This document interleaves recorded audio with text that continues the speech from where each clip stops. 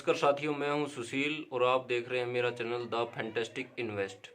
साथियों, हम इस चैनल पर stock market, mutual fund, systematic investment plan यानी सिप में कैसे निवेश करते हैं उसके ऊपर चर्चा करेंगे। बहुत साथी हमारे ऐसे हैं जिन्होंने शेयर मार्केट और म्यूचुअल फंड के बारे में सुना तो है, लेकिन उन्हें इसके बारे में कोई जानकारी नहीं है। खासकर जो हमारे गाँव देहात के लोग हैं, लगभग आपको 100 लोगों में से 3-4 लोग ही ऐसे मिलेंगे जो शेयर मार्केट में इन्वेस्ट कर रहे हैं।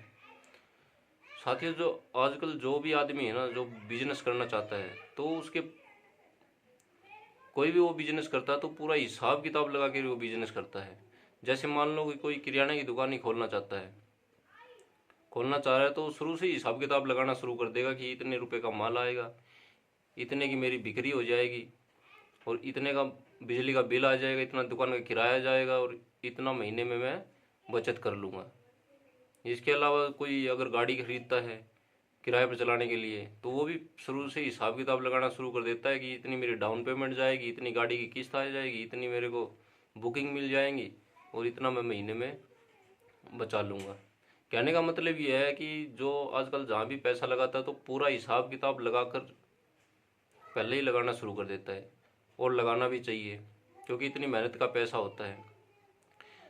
और इसलिए यदि हमने भी मन बनाया है कि हम स्टॉक मार्केट में थोड़ी बहुत अपनी जो बचत होती है उसको लगाएं, म्यूचुअल फंड में लगाएं, तो सबसे पहले हमें स्टॉक मार्केट, म्यूचुअल फंड और सिप आदि के बारे में, इसके बारे में भी पूरी जानकारी होनी चाहिए।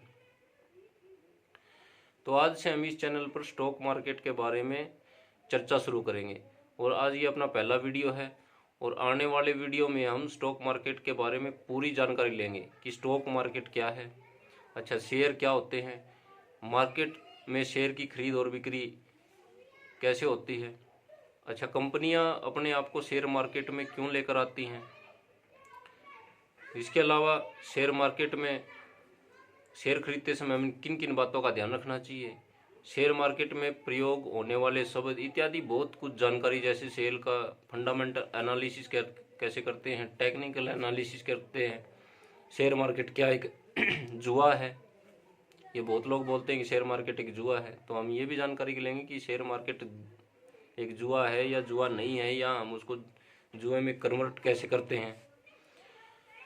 तो दोस्तों, चैनल को सब्सक्राइब करके बेल आइकन को ज़रूर प्रेस कर लेना, पहले आपके पास पहुंच जाए वीडियो, सबसे पहले आपके पास पहुंच जाए। तो चलो आज के टॉपिक पर भी थोड़ी चर्चा कर लेते हैं। तो आज का हमारा टॉपिक है बचत को कहाँ करें निवेश, मतलब हमें बचत को कहाँ इन्वेस्ट करना चाहिए। जो हमारे कुछ साथी हैं, कोई जिसकी बचत थोड़ी होती है, कोई 8,000 महीना बचा लेता है, कोई 15,000 महीना बचा लेता है, ये आपकी सैलरी पर डिपेंड करता है। किसी की बचत 6 महीनों में आती है, कोई मंथली बचाता है, जैसे कोई किसान है उसकी बचत आती है तो फसल बिक्री होती है तो 6 महीने में ही उसकी बचत पता लगता है कि मेरी इतनी बचत हुई है। किसी की मंथली, कहने का मतलब है किसी की मंथली है, किसी की 4 महीने की में बचत होती है, किसी को 6 महीने में बचत होती है। तो उस बचत को हमें कहाँ इन्वेस्ट करना चाहिए, सबसे पहले तो इस पर चर्चा करेंगे कि अच्छा, तो हमारा आज का टॉपिक है बचत का निवेश। हम इसमें 3 बिंदुओं पर मुख्यतः चर्चा करेंगे। नंबर 1, बचत क्यों करनी चाहिए, कहाँ और कैसे। बचत का निवेश मतलब क्यों, कहाँ और कैसे, 3 बिंदुओं पर चर्चा करेंगे। सबसे पहले तो हम ये समझेंगे कि हमें बचत क्यों करनी चाहिए। इसमें है रिटायरमेंट के बाद जीवन यापन। जब कोई आदमी जॉब करता है, कोई गवर्नमेंट हो या प्राइवेट, लेकिन उसको अपने बुढ़ापे में जीवन यापन के लिए बचत बहुत ही ज़रूरी है, क्योंकि कभी कभी औलाद का साथ नहीं मिलता है, आदमी बिल्कुल अकेला पड़ जाता है, तो उसकी जमा पूंजी, पूरे जीवन उसका जमा पूंजी उसके काम आता है, इसलिए बचत करना चाहिए। दूसरा, बच्चों की पढ़ाई लिखाई। जब आदमी नौकरी स्टार्ट करता है या कहीं जॉब स्टार्ट करता है, जब बच्चे छोटी कक्षा में पढ़ रहे थे तो खर्चा बहुत होता है, लेकिन उनकी हायर एजुकेशन के लिए बहुत अधिक खर्चे की आवश्यकता होती है उसको। तो आदमी बचत मुख्यतः 2 कारणों के लिए करता है, बच्चों की पढ़ाई लिखाई या उनकी शादी, तो इसलिए हमें बचत करनी चाहिए। अभी अगले बिंदु पर चर्चा करेंगे, बचत तो हमने कर ली, तो बचत का निवेश क्यों करना चाहिए। आदमी सेविंग तो कर रहा है, जोड़े जा रहा है, धन जोड़े जा रहा है, लेकिन उसका निवेश क्यों करना चाहिए या नहीं करना चाहिए, इस बिंदु पर हम चर्चा करेंगे। इसमें एक ही पॉइंट है, महंगाई दर से निपटने के लिए हमें बचत का निवेश करना चाहिए। महंगाई दर मतलब हर साल कोई भी चीज़ है उसके मूल्य में वृद्धि, उसको बोलते हैं महंगाई दर। तो पिछले 20 सालों का अगर रिकॉर्ड देखा जाए तो हमारी महंगाई दर है वो 6 से 8% तक सालाना बढ़ती है। मतलब एक वस्तु की कीमत अगर 100 रुपये है तो अगले साल वो 108 हो जा रही है, अगले साल फिर 108 का 8% और बढ़ जा रहा है। इससे निपटने के लिए महंगाई दर से हमें बचत का निवेश करना चाहिए। इसको हम एक एग्जाम्पल से सीखेंगे। मान लो हमारी बचत है, किसी महीने हम 7,000 बचा रहे हैं, किसी महीने 8,000, किसी महीने 9,000। तो हमने एक चीज़ लेनी थी, यहाँ लिख देते हैं हम सेविंग। पहले मंथ सेविंग, और दूसरा कोई चीज़ है, मान लो उसका प्राइस है 2 लाख रुपए। हर महीने सेविंग करके हमें ये 2 लाख रुपए की चीज़ लेनी है। तो यहाँ मंथ लिख रहा हूँ मैं, 1 2 3 4 ऐसे करके 24 महीने तक हम सेविंग करेंगे, तभी तो 2 लाख रुपए इकट्ठे होंगे। क्योंकि हमारी सेविंग कभी 9,000 है, कभी 7,000 है। तो पहले महीने सेविंग हुई मान लो 8,000, अगले महीने 9,000, अगले महीने 7,000, ऐसे करके हमने 24 महीनों में 2 लाख रुपए इकट्ठे कर लिए। इस 2 लाख से हमें ये चीज़ लेनी थी, लेकिन जब हमने सेविंग की तब इसकी कीमत थी 2 लाख रुपए। हमें लगे 24 महीने में 8% महंगाई दर के हिसाब से इस वस्तु की कीमत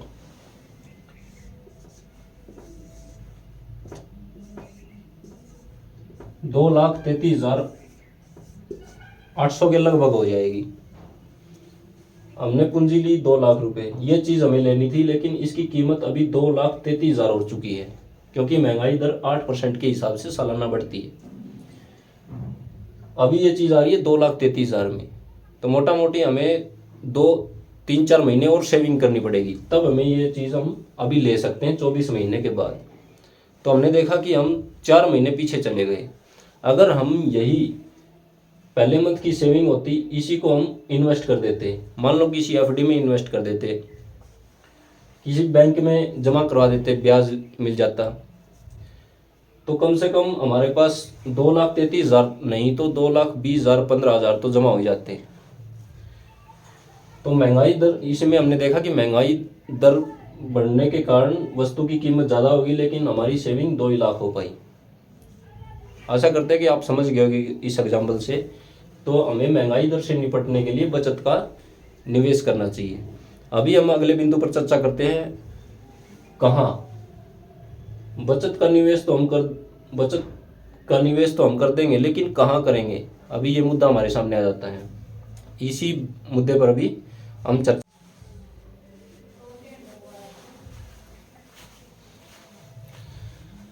अभी हम बात करेंगे कि बचत को कहाँ निवेश करें।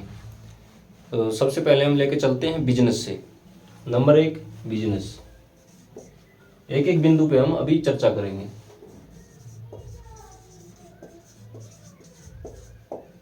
Number 1 business. आदमी बचत करता जाता है, लेकिन बिजनेस उन्हीं लोगों के लिए है जिनके पास बहुत बल्क में पैसा है। लेकिन हम यहाँ तो उन लोगों की बात कर रहे हैं जिनके पास मंथली मतलब मैक्सिमम 15,000 या 20,000 जो महीने में बचा सकते हैं। तो बिजनेस करना उनके लिए बहुत ही मुश्किल हो जाता है, क्योंकि बिजनेस में एक तो बहुत मोटी पूंजी चाहिए, या आपको मतलब अपने दादा परदादा आप खानदानी दौलत आपको मिली हो तो आप बिजनेस कर सकते हैं। बिजनेस में बहुत अधिक फ़ायदा होता है। अगर आपके पास सेविंग बहुत ज़्यादा है तो आप बिजनेस कर सकते हैं। तो इसमें क्या है कि मोटी पूंजी की आवश्यकता होती है, लेकिन हमारे पास सेविंग बहुत कम है, मंथली 10-15 हज़ार ही बचा रहे हैं, तो हम बिजनेस नहीं कर सकते। तो ये हमारे लिए पॉसिबल नहीं है। नंबर 2 पे आ जाता है एफडी। एफडी पे हम बात करेंगे।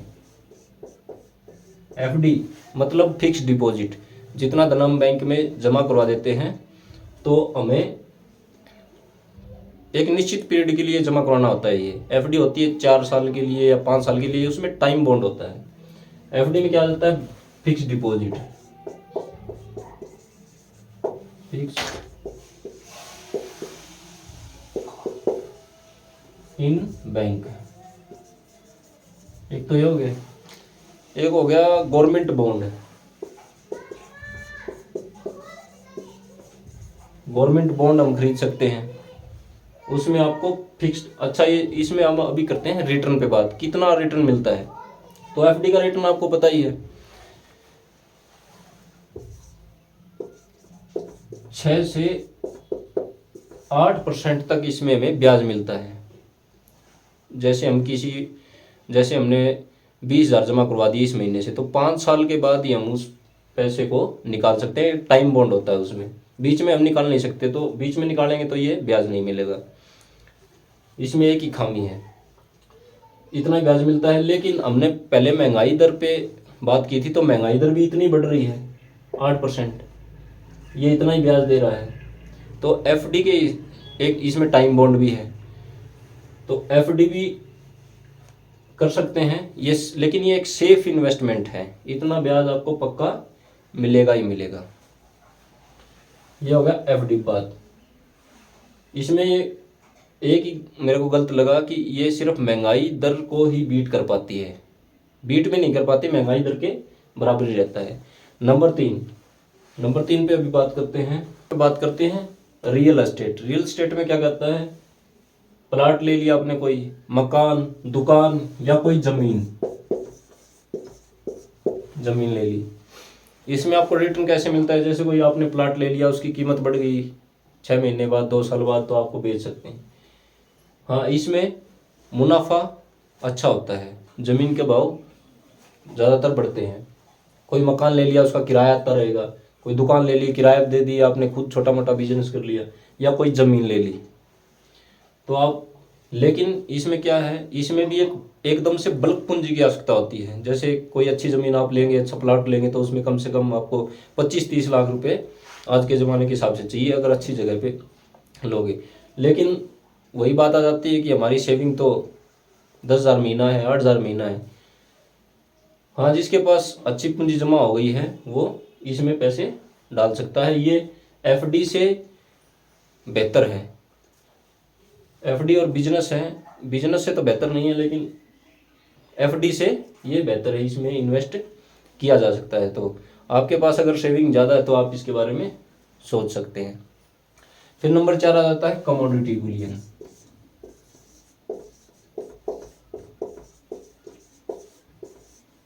कमोडिटी, इसमें क्या आ जाता है, धातुएं, जैसे सोना, चांदी और अन्य धातु जो आप खरीद सकते हैं। लेकिन अगर पिछले साल का रिकॉर्ड देखा जाए तो सोने के दामों में जो बढ़ोतरी है वो 8% ही है, लेकिन महंगाई दर भी इतनी बढ़ जाती है। तो ये एफडी के बराबर ही हुआ, चाहे आप एफडी में इन्वेस्ट कर ले या सोना चांदी ये खरीद लें, ये बराबर ही है। अगला हमारा है नंबर 5 पे शेयर मार्केट या म्यूचुअल फंड। लिख देते हैं इधर।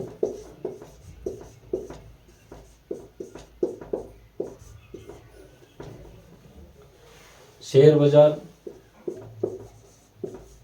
म्यूचुअल फंड, तो इस पे हम बात करते हैं। तो अगर इंडेक्स का हमारा जब से हमारा इंडियन शेयर मार्केट जब से स्टार्ट हुआ था, तो उसका अगर इंडेक्स का रिटर्न देखा जाए, मतलब उसने हमें कितना कमा के दिया है, तो उसका रिकॉर्ड है 14 से 15%। ये इतना रिकॉर्ड है, ये सिर्फ इंडेक्स का रिकॉर्ड है।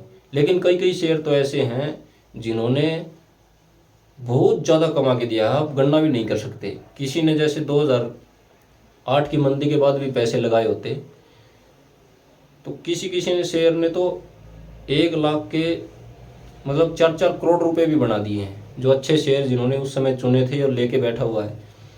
इतनी दूर नहीं जाके अब कोरोना के बाद में भी अगर किसी ने, कोरोना लॉकडाउन में भी अगर किसी ने अगर निवेश किया था, तो उसके पैसे भी 2-3 साल में 10 गुना हो गए। इतना रिटर्न शेयर मार्केट में दिया है। ये तो सिर्फ इंडेक्स का रिटर्न है, लेकिन ये रिटर्न कमोडिटी से भी ज़्यादा है। मकान, दुकान, प्लॉट इससे ज़्यादा नहीं है, लेकिन इसमें हमें बल्क पूंजी की भी आवश्यकता पड़ती है एकदम से। दूसरा एफडी से दुगना रिटर्न है। कमोडिटी और एफडी से इसमें दुगना रिटर्न है। तो हम एक छोटा जो बचत करता है, जिसकी बचत 5,000 से लेकर 20,000 महीना तक है, वो शेयर बाजार और म्यूचुअल फंड भी यही एक शेयर बाजार का ही रूप है। उसमें आप मतलब एक किसी फंड के थ्रू आप उसमें इन्वेस्ट करते हैं, होते वो पैसे वो शेयर बाजार में ही लगते हैं। तो अभी हम इसी पे चर्चा करेंगे, शेयर बाजार के ऊपर। हमारा मेन मकसद यही है चैनल का कि हम शेयर बाजार के बारे में अच्छे से जानकर हम इसमें इन्वेस्टमेंट शुरू करेंगे। हमारे आगे आने वाले वीडियो में शेयर बाजार के बारे में शुरू से जानना स्टार्ट करेंगे। तो आप हमारे चैनल को सब्सक्राइब करके बेल आइकन और दबा लें, और अपने दोस्तों में वीडियो ज़रूर शेयर करते रहें, जो ताकि आपके दोस्त भी शेयर बाज़ार के बारे में जानकारी नहीं है तो वो भी जानें और आप भी सीखें और हम भी सीखें। तो आज की वीडियो में सिर्फ इतना ही। अगले वीडियो में फिर मिलेंगे। नमस्कार।